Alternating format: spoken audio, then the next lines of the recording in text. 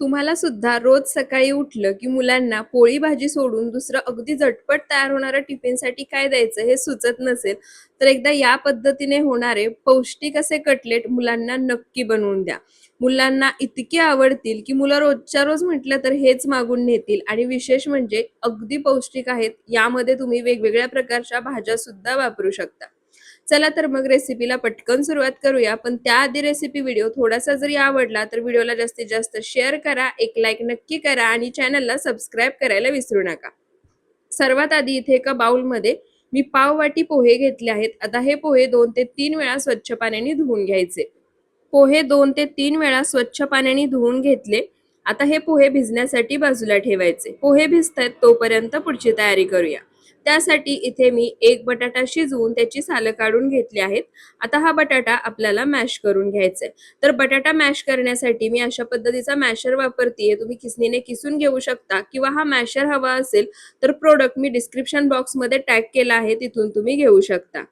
आता हे बटाटे मी मॅश करून घेते आणि त्यानंतर तुम्हाला दाखवते. तर इथे पहा बटाटा मी मॅश करून घेतलाय. आता यामध्ये राहिलेलं साहित्य घालायचं. त्यासाठी इथे मी अर्धी वाटी किसलेलं पनीर घेतलं आहे, ते काढायचं. त्यासोबतच 2 हिरव्या मिरच्या बारीक चिरून घेतल्या आहेत, त्या घालायच्या. तुमची मुलं जर तिखट खात नसतील, हिरवी मिरची स्किप केली तरी सुद्धा चालेल. एक चिरलेला कांदा, बारीक चिरलेली कोथिंबीर आणि 1 चमचा चिली फ्लेक्स घालायचे. त्यानंतर एक छोटा अर्धा चमचा हळद, एक छोटा अर्धा चमचा धनेपूड, एक छोटा अर्धा चमचा कश्मीरी लाल मिरची पावडर, एक छोटा अर्धा चमचा चाट मसाला, चवीनुसार मीठ घालायचं आणि त्यानंतर यामध्ये जे पोहे आपण भिजवून घेतले आहेत ते पोहे घालायचे. यामध्ये तुम्ही पनीर सोबत गाजर, शिमला मिरची वाटाणा सुद्धा शिजवून घेऊन मॅश करून घालू शकता. पोहे घातल्यानंतर आता हे सर्व साहित्य एकसारखं मिक्स करायचं. पोहे घातल्यामुळे पनीर आणि बटाट्याचं जे मॉइश्चर आहे ते पूर्णपणे शोषलं जातं, मिश्रण सैलसर होत नाही आणि त्यासोबतच आपण जे कटलेट्स बनवणार आहोत ते सुद्धा छान कुरकुरीत होतात. तर इथे पहा सर्व साहित्य मी छान एकसारखं मिक्स करून घेतलं आहे. छान असा गोळा तयार झालाय. आता आपण याचे कटलेट्स बनवून घेऊयात. त्यासाठी हाताला थोडंसं तेल लावायचं. जे आपण मिश्रण तयार करून घेतलं आहे त्या मिश्रणातलं थोडंसं मिश्रण हातावरती घ्यायचं आणि जसं मी व्हिडिओमध्ये दाखवतेय त्या पद्धतीने त्याचा गोळा तयार करायचा आणि हलक्या हाताने हे मध्यभागी अशा पद्धतीने प्रेस करायचं. तुम्हाला हवे आहेत त्या आकारामध्ये याचे कटलेट्स किंवा टिक्की बनवून घेऊ शकता. तर इथे पहा या पद्धतीने मी याचे कटलेट्स म्हणजे टिक्की बनवून घेतलीये. आता राहिलेल्या मिश्रणाचे कटलेट्स सुद्धा आपल्याला अगदी याच पद्धतीने बनवून घ्यायचे आहेत.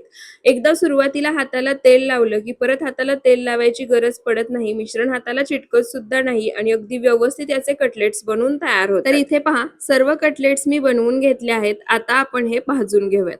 आता जर तुम्हाला हवं असेल तर हे कटलेट्स तुम्ही ब्रेड क्रम्स मध्ये घोळून तळून सुद्धा घेऊ शकता. मी फक्त हे अशा पद्धतीने थोड्याशा तेलामध्ये किंवा तुपामध्ये भाजून घेणार आहे.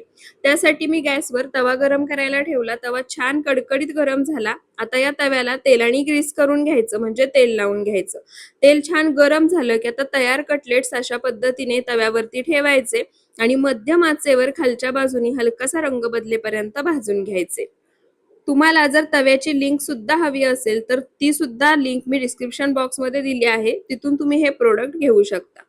तर इथे पहा हे कटलेट्स मध्यम आचेवर मी खालच्या बाजूनी छान खरपूस असे भाजून घेतले आहेत. आता काय करायचं, कटलेट्सची जी वरची बाजू आहे त्याला सुद्धा अशा पद्धतीने तेल लावून घ्यायचं, कारण आपण हे कटलेट्स पलटी करून दुसऱ्या बाजूने सुद्धा भाजून घेणार आहोत. तर इथे कटलेट्सला वरच्या बाजूने मी तेल लावून घेतलं आहे. आता हे कटलेट्स पलटी करायचे, दुसऱ्या बाजूने सुद्धा छान खमंग खरपूस असे भाजून घ्यायचे आणि अशाच पद्धतीने अलटी पलटी करत हे कटलेट्स मी छान खरपूस असे भाजून घेते आणि त्यानंतर तुम्हाला दाखवते. तर इथे पहा सर्व कटलेट्स अलटी पलटी करत हलका सोनेरी रंग येईपर्यंत छान खमंग खरपूस असे मी भाजून घेतले आहेत. तुम्ही दोन्ही बाजूने हे भाजलेले कटलेट्स पाहू शकता. आता हे कटलेट्स मी एका डिश मध्ये काढून घेते. राहिलेले कटलेट्स सुद्धा याच पद्धतीने भाजून घ्यायचे आणि मुलांना टिफिनला द्यायचे. तर इथे पहा मुलांच्या टिफिनसाठी अगदी पौष्टिक 15 ते 20 मिनिटात तयार होणारे हे कटलेट्स तयार आहेत. तुम्ही सुद्धा एकदा या पद्धतीने नक्की बनवून पहा. तुमची मुलं सुद्धा अगदी आवडीने पूर्ण टिफिन संपवून आणतील. तुम्हाला आजचा हा रेसिपी व्हिडिओ कसा वाटला ते कमेंटमध्ये नक्की सांगा. पुढची टिफिन रेसिपी कोणती पाहायला आवडेल ते सुद्धा कमेंट करून सांगा. पुन्हा भेटूयात अशाच साध्या सोप्या नवनवीन रेसिपी व्हिडिओ सोबत. व्हिडिओ शेवटपर्यंत पाहिल्याबद्दल खूप खूप धन्यवाद.